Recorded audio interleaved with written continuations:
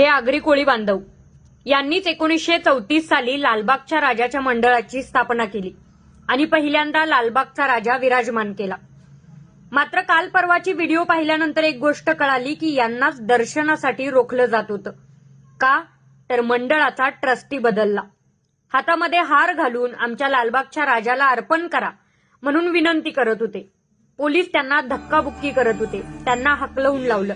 त्यांच्या हातातला तो मानाचा हार त्या मानाच्या राजाच्या गळ्यात सुद्धा घालू दिला नाही.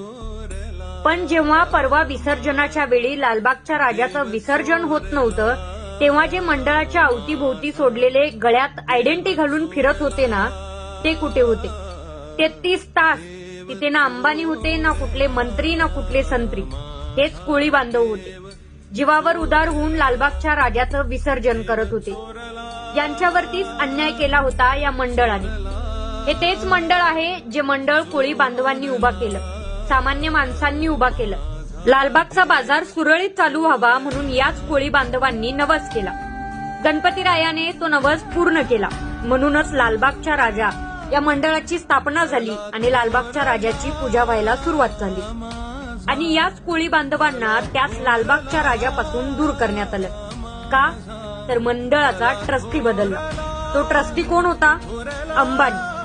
त्या अंबानी पायात इथे ना मराठ्यांचं चालू दिलं काही, ना कोळी बांधवांचं. ज्या मराठ्यांचा इतिहास महाराष्ट्राला इतिहास या शब्दापेक्षाही फार जुना आहे, त्या मराठ्यांना मात्र तिथे अन्नासाठी रोखण्यात आलं.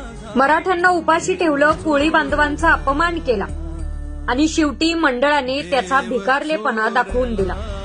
आता या मंडळाला महाराष्ट्रातून भीक मिळेल दरवर्षी आणि वर्षानुवर्षे.